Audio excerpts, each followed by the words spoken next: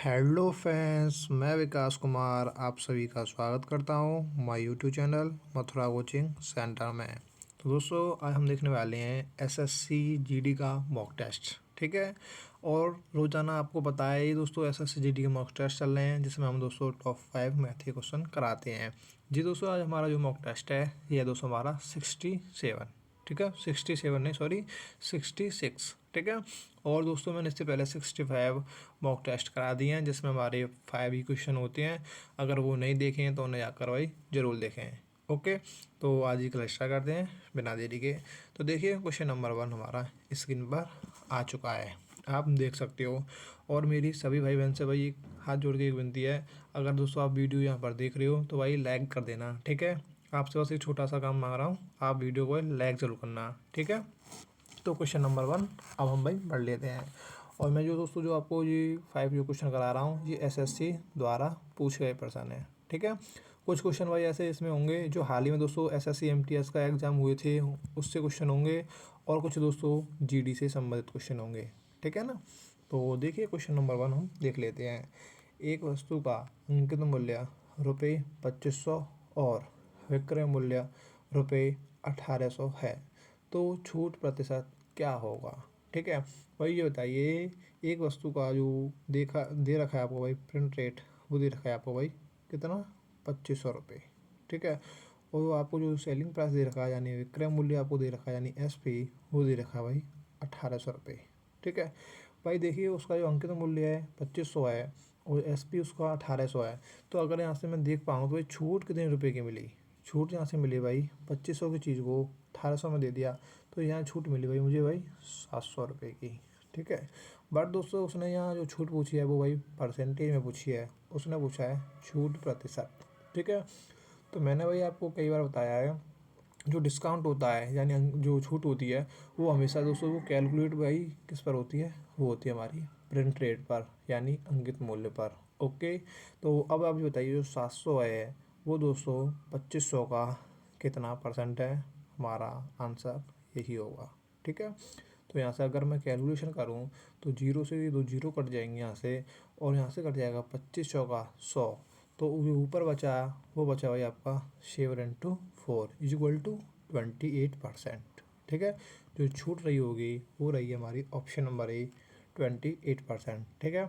और मैंने आपको ये भी बताया है, जो प्रॉफिट और जो लॉस होता है वो हमेशा दोस्तों किस पर कैलकुलेट होता है, वो होता है हमेशा भाई क्या किस पर होता है, वो होता है सीपी पर, ना कि एसपी पर। ठीक है। और वो बात अलग है कि जब दोस्तों प्रिंट रेट और सीपी एक ही हो जाए। ठीक है। इस प्रकार के क्वेश्चन आएंगे तो मैं हमें बता दूंगा। ठीक है भाई। चलिए क्वेश्चन नंबर 2 देख लेते हैं। क्वेश्चन नंबर 2 हमारा क्या कहने वाला है। सुशांत ने ₹20 प्रति पैकेट की दर से तेल के 3 पैकेट, ₹21 प्रति पैकेट की दर से तेल के 4 पैकेट और ₹22 प्रति पैकेट की दर से तेल के 3 पैकेट खरीदे। तेल के एक पैकेट का औसत मूल्य कितना है। ठीक है। उसने पूछा भाई तेल के एक पैकेट का औसत मूल्य कितना है। ठीक है। तो भाई इजी है क्वेश्चन, देखिए क्या कहना चाहता है। देखिए, तेल के उसने भाई 3 पैकेट खरीदे ₹20 के, तो भाई टोटल रुपीज़ उसने वहाँ कितने खर्च किए, 60 रुपये। ठीक है। भाई यहाँ पर आप तुम समझ सकते हो, ₹20 प्रति पैकेट की दर से वो खरीदता है 3 पैकेट, तो भाई कितने रुपए खर्च करता हुआ, 60 रुपये खर्च करता हुआ। ठीक है। इसी प्रकार से दोस्तों ₹21 प्रति पैकेट की दर से तेल के कितने पैकेट खरीद रहा है भाई, 4 खरीद रहा है, तो भाई यहाँ कितने रुपये खर्च कर रहा हुआ, 2184 रुपये। ठीक है। अब दोस्तों ₹22 की दर से दोस्तों कितने खरीद रहा है, 3 पैकेट, तो टोटल रुपीज़ कितने खर्च कर रहा है, 22×3=66। ठीक है। तो यहाँ पर क्या हुआ, यानी कितने पैकेट हो गए भाई, 3 पैकेट 4 पैकेट। ठीक है ना, सॉरी दोस्तों 3 पैकेट और 4 7 और 10 पैकेट में दोस्तों उसने कितने रुपए खर्च किए, उसने करे दोस्तों इतने पैकेट खर्च, सॉरी इतने पैसे खर्च। ठीक है। तो अगर मैं इन पैसों को ऐड कर दूं, ठीक है, और जो पैकेट हैं उन पैकेटों में भाग दे दूं, तो दोस्तों हमारा क्या निकल कर आएगा, एक पैकेट का औसत मूल्य निकल कर आएगा। ठीक है ना। तो बस हमारा यही आंसर हो जाएगा, इजी है। ठीक है। तो जब मैं इनको ऐड करूँगा 6 और 4 कितने हो जाते हैं भाई, 10, एक कैरी हो जाएगा, और यहाँ हो जाएगा 8 और 6 14, 14 और 6 20 और एक 21, यानी 210 अपॉन में 10। ठीक है, जो 10 यहाँ पर दोस्तों आपके पैकेट थे उनका जो टोटल 200 कितना था, रुपीज़ 210 थे। अगर 200 में एक पैकेट का औसत मूल्य निकालूंगा तो मैं डिवाइड बाई 10 कर दूंगा, यहाँ से जाओ इक्वल टू 21। ठीक है, तो यहाँ हो जाएगा हमारा आंसर भाई option number B correct answer. ठीक है ना। तो क्वेश्चन नंबर नेक्स्ट देख लेते हैं, question number third. Question number third देखिए क्या कहने वाला है, दो संख्याओं का योग उनके अंतर के 9 गुना के बराबर है, संख्याओं का अनुपात कितना है। ठीक है, तो भाई एसएससी जीडी में आपसे दोस्तों ज़्यादा हार्ड क्वेश्चन नहीं पूछने वाला है, इसी प्रकार के क्वेश्चन बनेंगे। ठीक है ना, आपको पता है कि 80 क्वेश्चन आने वाले हैं, जिसमें दोस्तों 20-20 का पोर्शन रहने वाला है चारों सब्जेक्ट का। ठीक है, जिसमें आपको भाई 60 मिनट मिलने वाली हैं, तो ज़्यादा हार्ड क्वेश्चन नहीं पूछेगा। ठीक है ना, वो दोस्तों हर एग्ज़ाम में 1 से 2 क्वेश्चन आपको मिलता है कि दोस्तों वो टाइम टेकिंग होता है, वो आपको स्किप मारना है। ठीक है, जब आपका टाइम अगर बचता है, ठीक है, वो क्वेश्चन आपको बाद में देखना है। ठीक है, तो क्वेश्चन नंबर थर्ड अब हम देख लेते हैं, दो संख्याओं का योग, ये क्वेश्चन हमने भाई पढ़ लिया। ठीक है, तो आपको देखिए क्वेश्चन हल करने से पहले क्वेश्चन को समझना है। ठीक है, अगर आपने क्वेश्चन समझ लिया तो मेरा मानना है कि आपका जो 40 से 50% जो क्वेश्चन है वो हल हो जाता है। ठीक है, तो देखिए अब क्वेश्चन देखिए क्या कहता है, दो संख्याएं, ठीक है, माना कोई दो संख्या x है एक y है। ठीक है भाई, जो दो संख्याओं का जो योग है यानी x प्लस वाई, ये दोस्तों किसके बराबर है, ये दोस्तों उन संख्याओं के अंतर के 9 गुना के बराबर है। ठीक है, यानी इन संख्याओं का अंतर हो गया x माइनस वाई, और इसका मैं 9 गुना कर दूं तो दोस्तों इनका जो योग है x और y का इसके बराबर हो जाता है। ठीक है, इसका क्वेश्चन का कहने का मतलब ये है। तो उसने पूछा है यानी x और y यानी संख्याओं का अनुपात बताइए। तो कुछ नहीं है, अब यहाँ से इसको दोस्तों सरल कर लेंगे, तो यहाँ से हो जाएगा x plus Y is equal to 9x minus के 9y। तो यहाँ से हो जाएगा भाई, मैं अगर पक्षांतर करूँगा तो x माइनस के 9x हो जाएगा, तो माइनस के 8x is equal to minus की 10y। ठीक है, माइनस से माइनस कट जाएगा, तो यहाँ से अगर मैं निकालूँ एक्स वाई का रेशियो कितना हो जाएगा भाई, तो यहाँ से हो जाएगा 10:8। अगर यहाँ से मैं और इसको सारा करूँगा तो यहाँ से हो जाएगा भाई 5:5:4।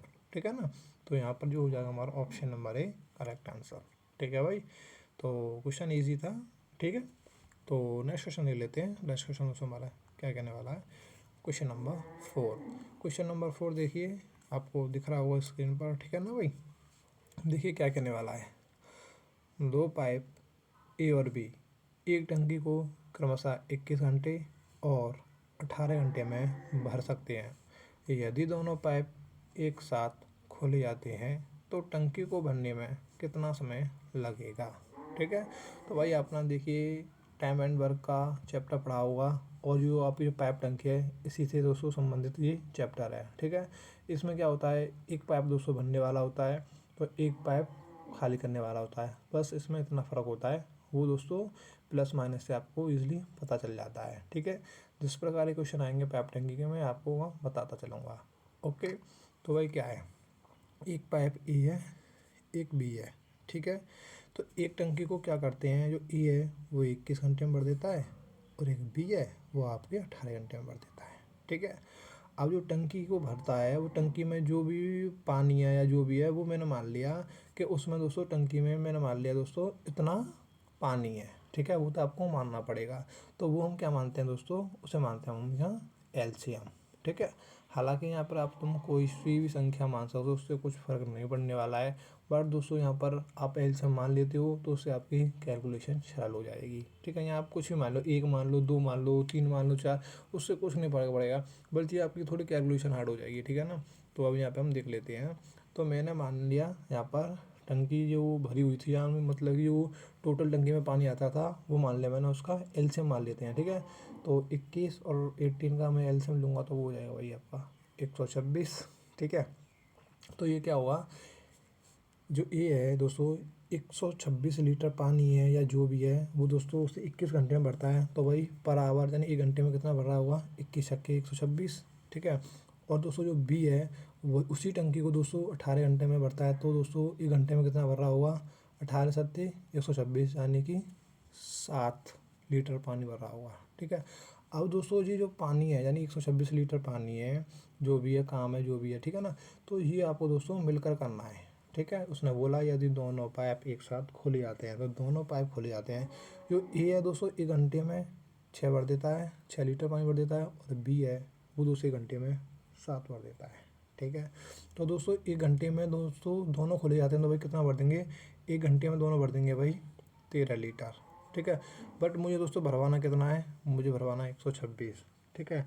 तो मैं क्या करूँगा भाई, 126 में 13 का भाग दे दूंगा, तो भाई ये कितनी बार जाएगा, तो 13 × 170 है। तो यहाँ कितना हो जाएगा, यहाँ हो जाएगा 9 सही 9/13 हो जाएगा। ठीक है ना। तो जैसा कि आपको देखिए यहाँ पर ऑप्शन नहीं दे रखा है, ऑप्शन में उसने एक चालाकी कर दी है, कोई बात नहीं है। यहाँ पर क्या भाई, ये सही में ना ऊपर नीचे उसने 3 का मल्टीपल कर दिया है, यानी कि 9 सही 27/39। ठीक है ना। तो option number D correct answer. ठीक है। तो उससे क्या ही फर्क पड़ जाएगा भाई, अंश में गुणा कर दिया उसने और हर में कर दिया है, उससे क्या फ़र्क पड़ जाएगा। ठीक है ना। तो option number D correct answer. चलिए नेक्स्ट क्वेश्चन देख लेते हैं, क्वेश्चन नंबर 5। ठीक है भाई, ये हमारा क्वेश्चन नंबर 5 है। ये क्वेश्चन भाई क्या है आपके लिए, ये भाई आपके लिए होमवर्क है। ठीक है। तो ये भी क्वेश्चन देखिए इजी है, बट दोस्तों कैलकुलेशन इसकी थोड़ी हार्ड है। ठीक है। तो ये क्वेश्चन भाई आपका चलिए होमवर्क के लिए है। और हम देखिए दोस्तों 5 ही क्वेश्चन कराते हैं, जिसमें दोस्तों एक होमवर्क हो जाता है। ठीक है ना। तो यहाँ पर हम आज वीडियो समाप्त करते हैं। अगर वीडियो अच्छी लगी हो तो लाइक करना और चैनल को सब्सक्राइब करना। Okay bye, thank you.